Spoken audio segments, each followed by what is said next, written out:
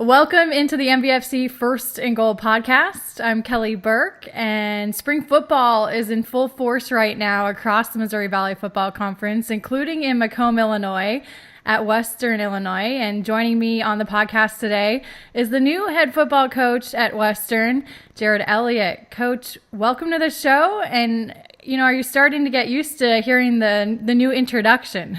I am. I'm starting to get used to that, and it's been awesome. It's been a really, really smooth transition for me. It's a little bit unique and a little bit different than when there's coaching changes, and most of the staff has been here. I've been here, so there's a familiarity I already have with the program, with the people, well, obviously with our players, and so that's helped a lot.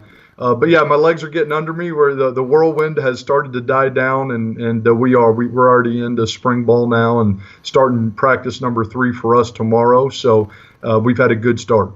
You had said, during your introductory press conference on January 4th that, this is really a dream realized for you. And so I'm curious, why is this your dream job? Well, I think probably a lot of guys that are in the coaching profession share the same dream that I always had, and that's to be a head football coach, and especially be a head coach at a place you really care about. And my wife and our family have developed a love for the community of Macomb, Western Illinois University, this football program, and the young men that we have in it. Very important to us. And so not only did a dream become realized for me, getting an opportunity to lead a program, but at a place, though, again, we have a lot of very deep relationships with a lot of people that we care about. And so it is a dream come true for me, my family, and so we treasure the opportunity. Well, that's a great way to look at it. I was talking to one of your mentors last night in Charlie Fisher, obviously the former head coach there. And, I didn't realize, you guys go way back. People know about, obviously, Western, and they know about you were a GA at Miami of Ohio for him.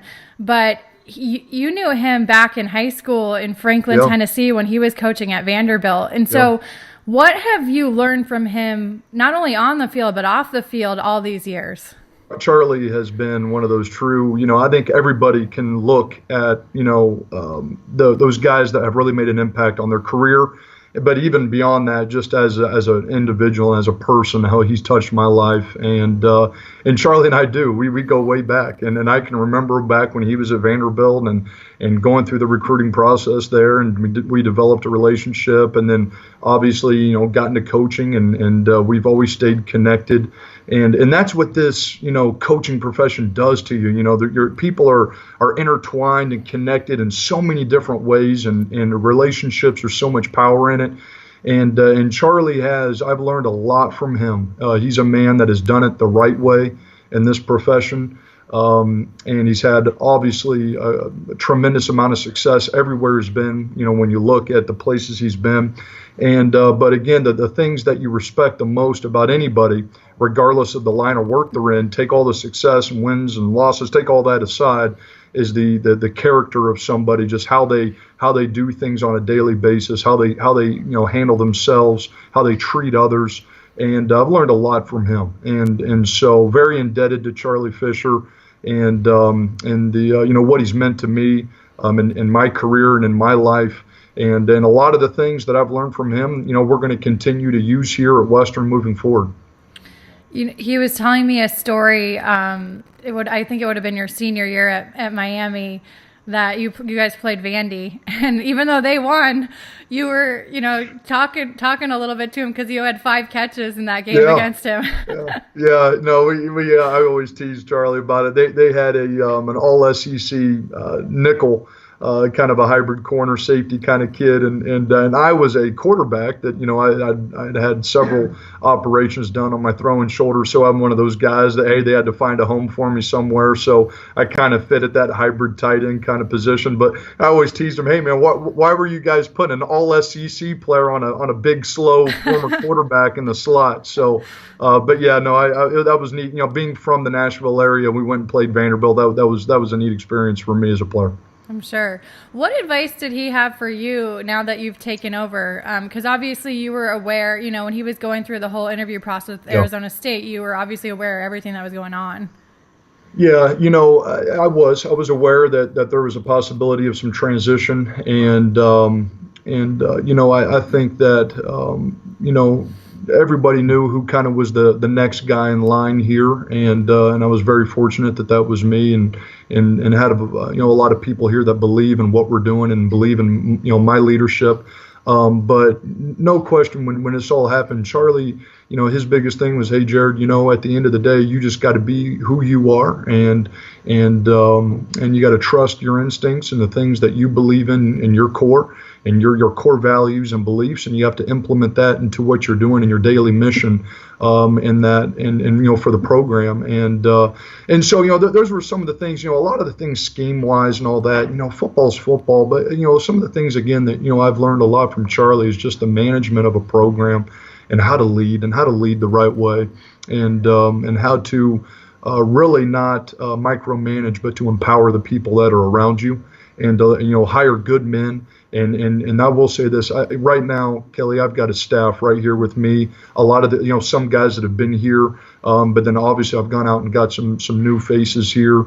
And when you can hire just guys that you trust, guys that you just believe in, guys that believe and share the same vision of what you want to get accomplished, and I've got those guys here. And so when you have that, you share the overall vision for the program, and then you've got guys that you trust that are going to carry out that vision and carry out that job and the assignments, and to take that message from you and really be able to relate it to the players and by according to their position groups. And so to me, that was the biggest thing I took from Charlie. It was just, hey, trust your instincts. And there's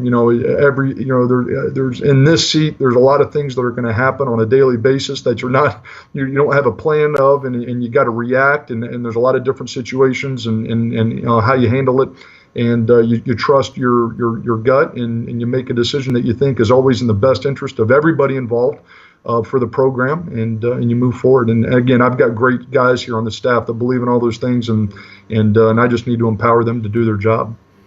Speaking of that staff, what are some of the role changes, so to say? Because, as you said, you kept the core nucleus in place, brought on a couple new guys. Yeah. We've got on the offensive side of the ball, there really isn't a whole lot of change and turnover. Ty Howell who has been our offensive line coach. He's now a co-offensive coordinator role, and he is doing a tremendous job. He's got a lot of experience in some of the scheme and stuff that we're doing here, and has been a big part of a lot of the stuff that we've done here already. David Rocco, who was formerly our wide receivers coach, he's now kind of transitioned to the quarterback position, and he's also a co-offensive coordinator. And David is unbelievable, just big picture thought process, the way he sees and thinks about offensive football. He brings a lot of value to our staff and to the quarterback position. And JP Boudreau, who's been our running back coach, is now with our tight ends. We do a lot with our tight ends. We ask those guys to do a lot of different jobs for us, so they're very valuable. And JP has been in our system now for a couple years. He's got a great handle and a great feel for what we want out of those guys, and he's doing a great job. And then we've hired Mike Brown. He's a new addition. He's our wide receivers coach. Really excited about Mike. Had a good career playing wide receiver in the NFL. He was most recently at Delaware, which is obviously a very well-respected program, and so Mike is not only a great coach, but a great recruiter. He recruits because he loves to do it, and all those guys do. Still in the process of hiring a running backs coach. That's almost a done deal. But then on the defensive side, Tyler Stockton is now our defensive coordinator. He was our D-line coach, and he coaches our outside linebackers. And really, we're very similar scheme-wise to what we've been here in the past. We're still running the 3-4, and our kids have confidence in that. There's some continuity there. And Tyler's done a great job so far throughout spring, and just his base implementation of our scheme and our teaching progression there. And Dion Melvin, who has been our inside linebacker coach, he remains our inside linebacker coach. Our kids love him, and that's a lot. Our kids love to play for him. They play hard for him, and he's a great motivator. And then we hired John Handline as our new defensive line coach, hired him from Mississippi State. And then Josh Zeidenberg is our new defensive backs coach, and he comes from Lafayette. So really excited to finally get the whole crew here and rolling, and those guys are doing a great job, 2 practices into spring. You mentioned, schematically you'll be largely the same, but what are some of the tangible differences we might notice on the field next year? Well, I think that, you always have a system. Everybody has a system, but it's a part of our job to adapt to who our players are. And like anybody in college football, there's going to be, there's going to be turnover. And, we graduated a big class, yeah. And we lost guys. And, we lost 4 out of our 5 starting offensive linemen. And so you're always looking, okay, within our system, within our scheme, what best fits our current players and what fits our personnel.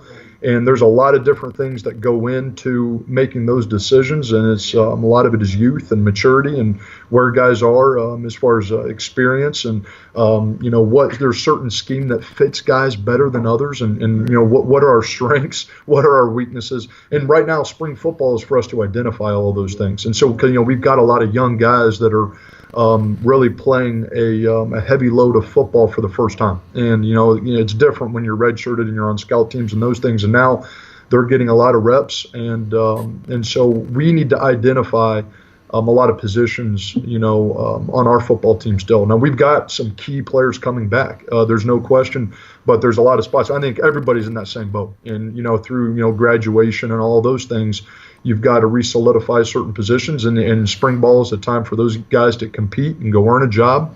And then once you kind of get through spring, you've got a better feel for really what your team is and what your strengths are. And then you can start to kind of, as you go through spring and in the summer, adapt a little bit of your scheme on what's best for your kids. So there's no doubt we're going to have some adjustments and wrinkles, and it's always evolving. Your offense and defense is, and we'll do the same here throughout the course of spring and gearing up for the fall. How much did some of your young guys and your newer guys take away from a guy like Jalen Ackland, who, to the outside world had a breakout year last year? Yeah. I know among the coaching staff and on the team there, it was sort of expected he was going to, but here's a guy that, he played behind Lance Lenore, he played behind Joey Borzolino, right. And then when he got his turn, just made the most of it. Yeah. I think that we've had 2 unbelievable examples, one on the offensive side and defensive side, but Jalen Ackland has been, he's a great story. He's a great story of someone that of perseverance, really, at the end of the day. I mean, he has been a guy that really has had to sit and watch probably more than what he was wanting, and because he was behind some really good players. And but Jalen is one of those guys that more, take away all of his talent, what he did on the field. What he has taught a lot of the young kids in our program is just, showing up to work every single day, controlling the things that you can control, your attitude and your effort, and knowing that eventually you're going to get your moment. And when you do, are you prepared and are you ready for it? And Jalen was, and he had a breakout year. But what everybody doesn't see is all the years and the hours and all the practices and the days that Jalen went through leading up to that, where his name wasn't getting written in any kind of articles, or he wasn't in the stat line or any of those things. And Jalen was always Jalen. He never changed. And how he worked and how he attacked every day and how he competed, it just shows about the true character and what's really inside that young man. And that's why he's going to continue to have success. There's no secret why these guys have success. It's who they are, and it's how they prepare, and Jalen was that way. So what an unbelievable example to your young kids. I mean, here's a guy that he was never selfish. He was never he never was, how some young men can get down on the coaches because they feel like they're not getting, treated fairly or enough playing time. Jalen was never that way. And he was a positive team guy, and he knew that his time was going to come, and he embraced his role and what it was to the team. And then finally he got an opportunity to have a much more spotlighted role, and he took advantage of it. And then the other guy is Brett Taylor, who obviously, guys like this, to be quite honest, and you lose guys like this through graduation in your program, they're really not replaceable. Yeah. It's our job to go out and find these guys that we can obviously try to plug in their shoes, but they're big shoes to fill. But Brett Taylor has been an unbelievable example too, in the mark that he's left on this program for our young men to see just what we view as a true leatherneck is. That those guys embody everything that we want in a student athlete here at Western. You had said in your introductory press conference that being a head coach is about motivating and it's about earning the trust of your players. And that's something you've obviously been doing the last 2 seasons. But what kinds of things have you been doing, in those 2 areas now that you're the head coach?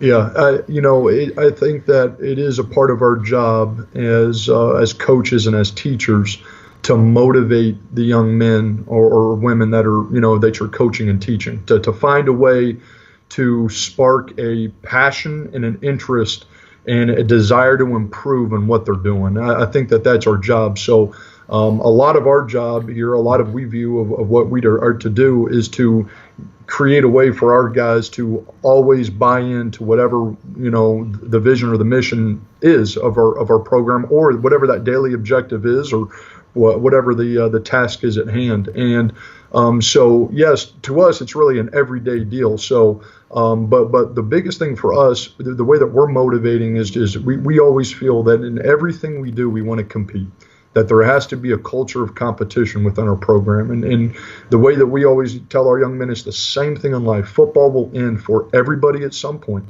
And it's, one day we're all going to be in the real world, whatever your line of work is, but you have to compete. You have to have a desire to want to be the very best. And to do that, you have to have a motivational factor within yourself. There's got to be, it can't always be an external. It's got to be an intrinsic motivation. And so that's our job, is to kind of help these guys understand that to really be the best and want to be the best in everything you do, all the little details, to compete in the classroom as much as you do in the weight room or on the practice field or in a game. And so, we're finding every little way we can to motivate our players, to teach them that a competition isn't just on the field. Competition is life. And it's waking up every day when your feet hit the ground and having an attitude that I'm going to be the best in whatever I do today and compete. And so yes, there's all those messages that we're hammering home and instilling into our program since I've been the head coach, that we just want to continue to lay that foundation of a culture of competition in everything that we do daily. I saw that culture of competition, it extends to the coaches too. I think you guys had posted a video on Twitter. I loved it. This was a couple weeks ago. I think it was earlier in March before spring ball started, where you obviously do the workouts, the off-season workouts, and you had the coaches competing and running on the football field. So tell me about that example. Well, we just, first of all, we want to make sure, I'm a young head coach and we've got a younger staff, and we just, we want to have a lot of fun in what we're doing with our guys. And we want our kids to have fun. A lot of times I think college football can start to feel like a job. And I never want it to be that for us. We're going to have a lot of fun. So first of all, our kids love it. They love to see their coaches having fun and competing themselves. And so whatever message that we're going to drill and hammer home to our kids, the same applies to us as a staff. And so we have to be able to be great role models in everything we do. So what we ask of our kids, we ask of ourselves, and we hold ourselves to the same standard.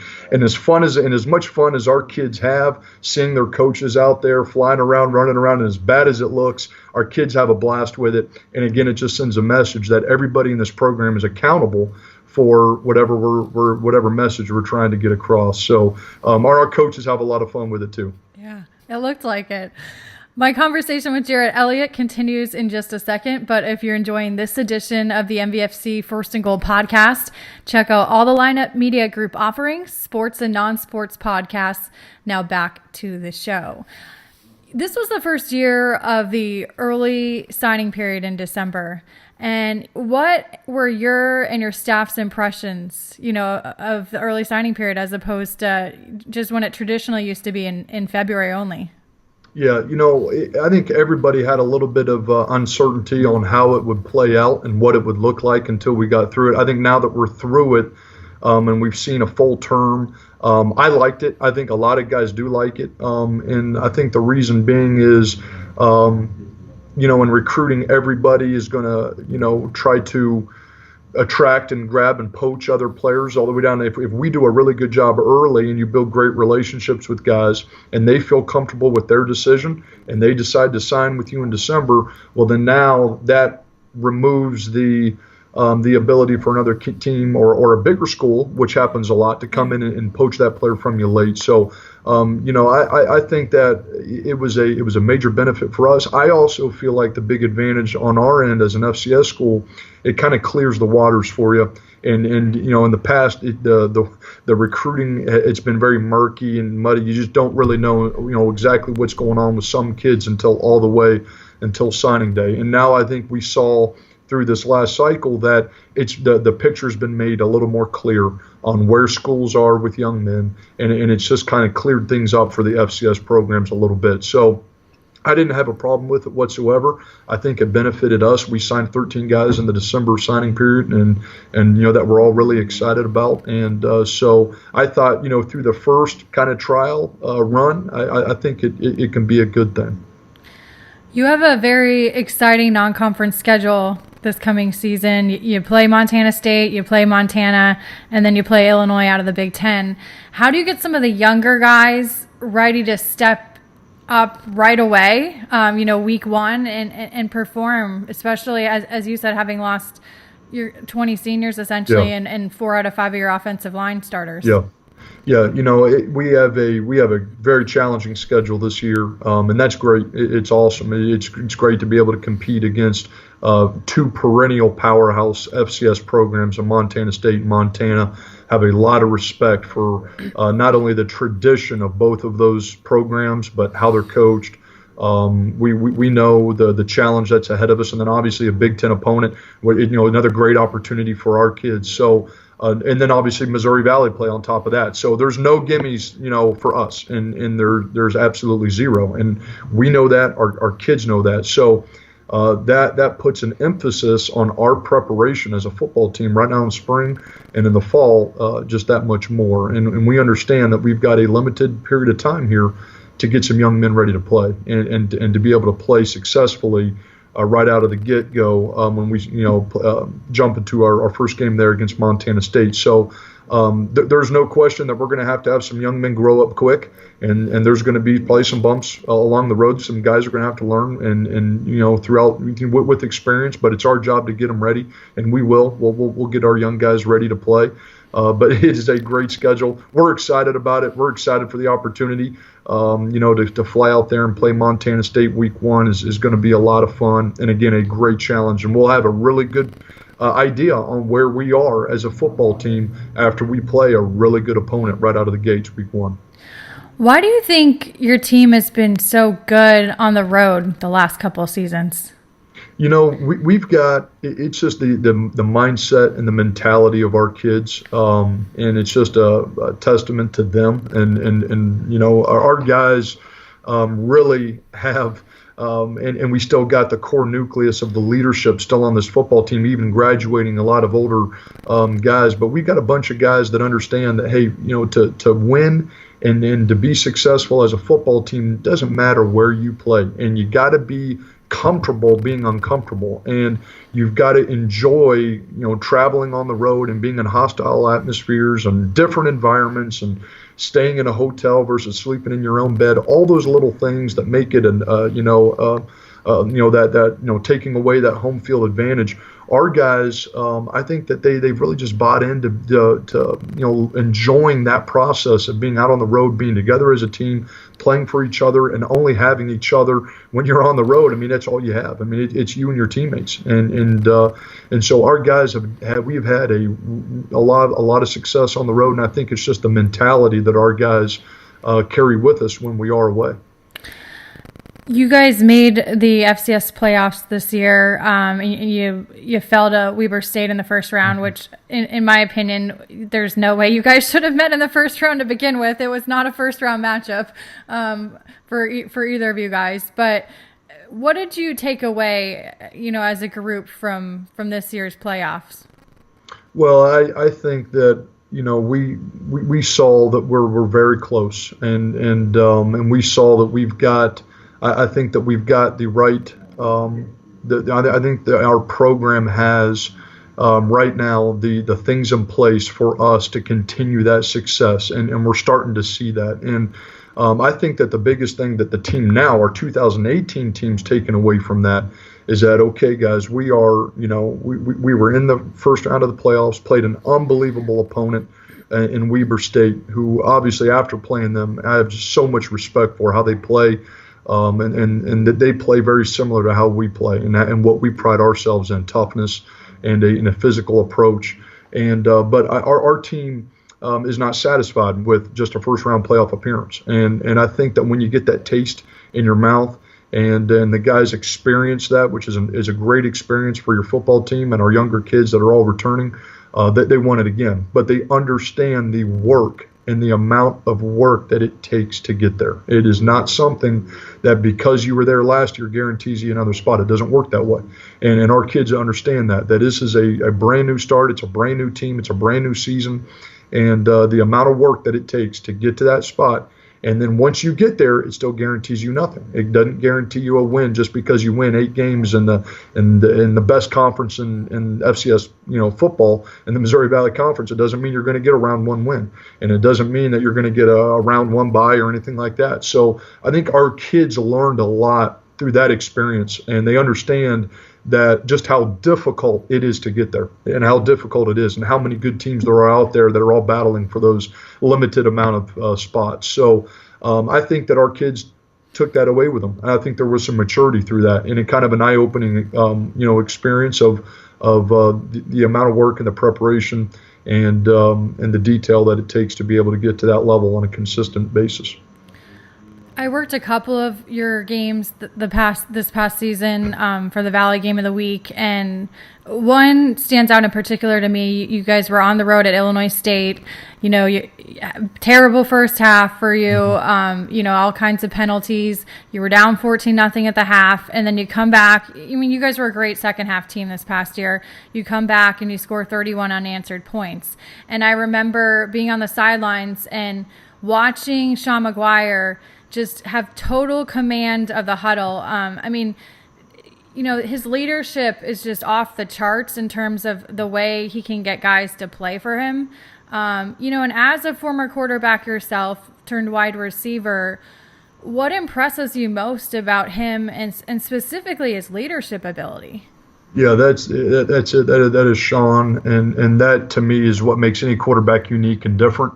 There's a lot of guys that can throw the football. There's a lot of guys that have the physical ability, but what separates you are all those intangibles, and Shawn has every single one of them. He makes people better. It's just his personality. It's his charisma. It's who he is as a young man. It's his God-given ability. He has that gift that some people have. He can walk in a room and it lights up, and he makes everybody has the ultimate amount of respect for him. His teammates do, because he's earned that respect.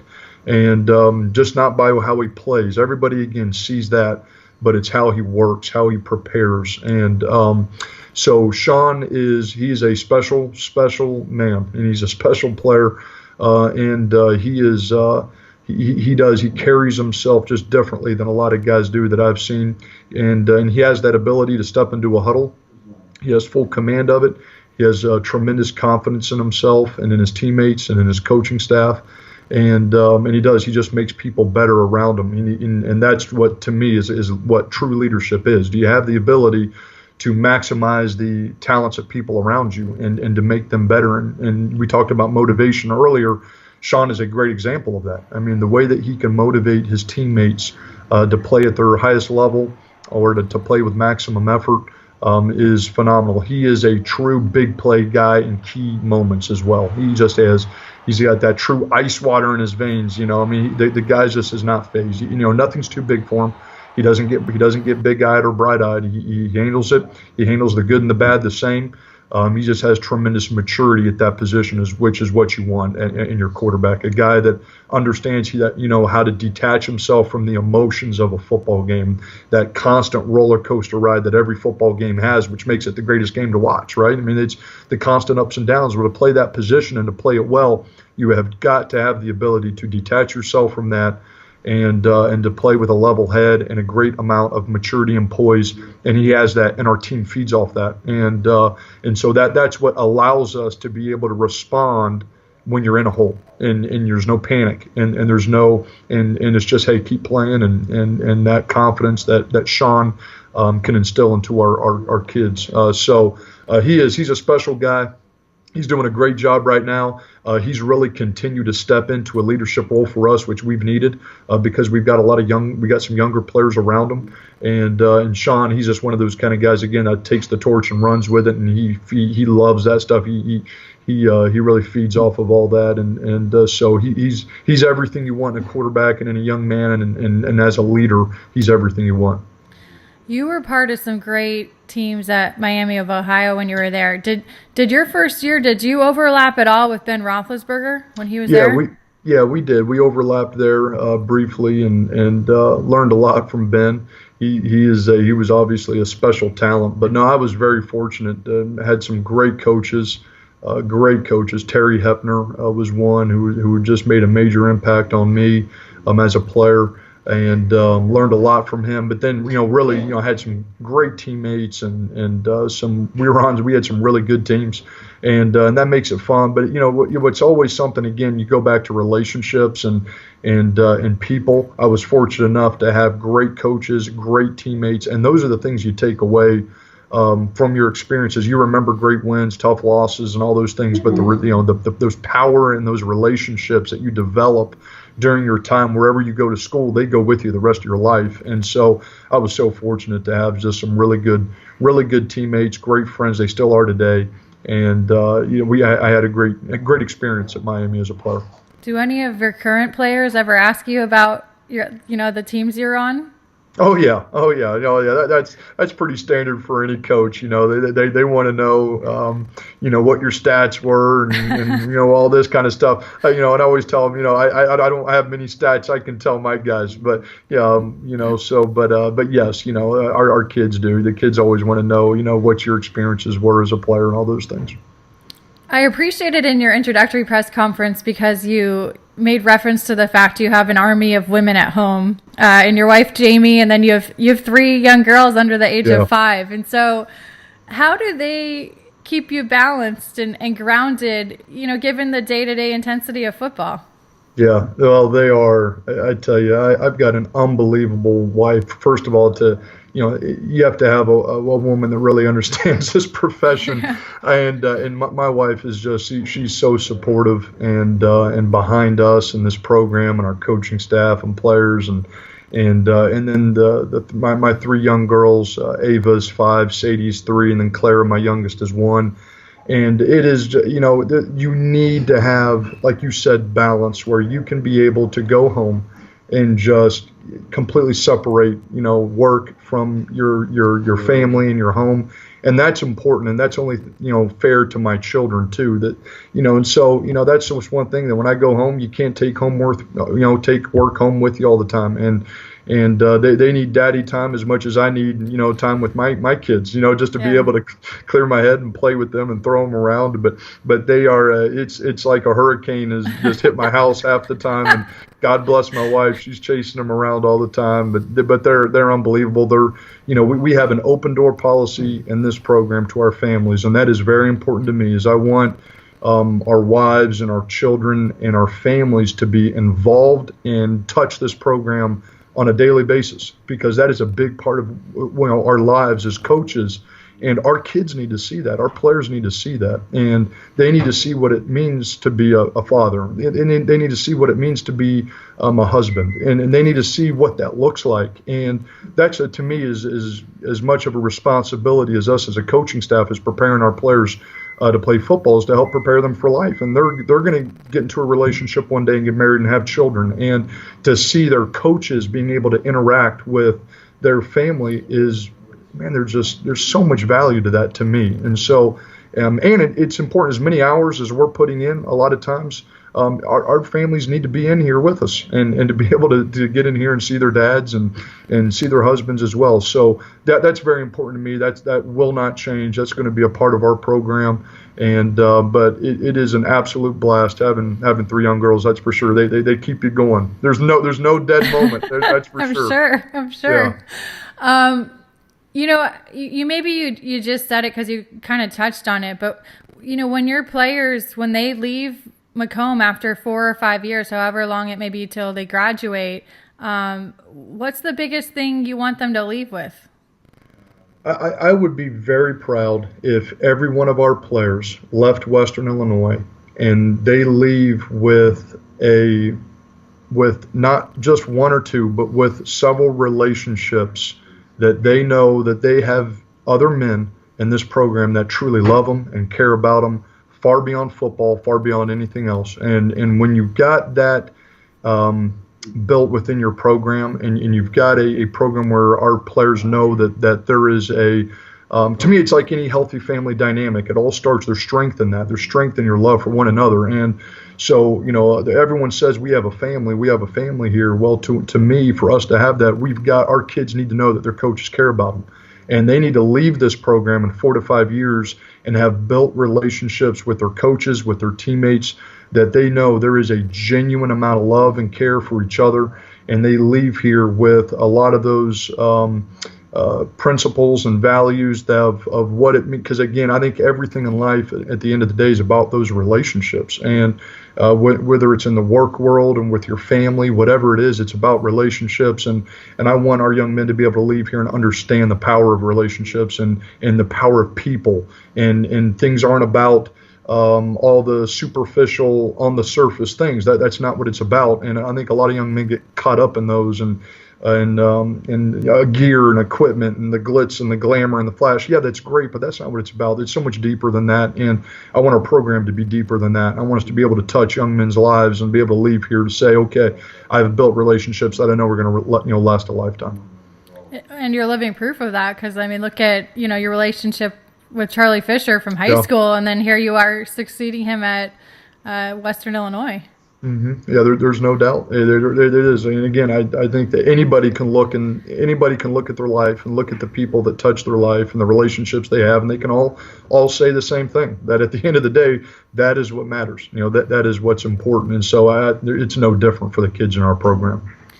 Coach, it's been fun to visit with you today and get to know you better. And I look forward. I think we have you guys, I want to say week 3 of conference season this year. I think we're coming to Macomb. I got to double check that, but awesome. Well, you're always welcome, Kelly. You know that. Yeah, no, right? I do. And I have to add, Charlie was always one of the guys that I considered one of the great gentlemen of the Missouri Valley Football Conference, and it's obvious that you're very similar to him. So that's awesome to have at the league level.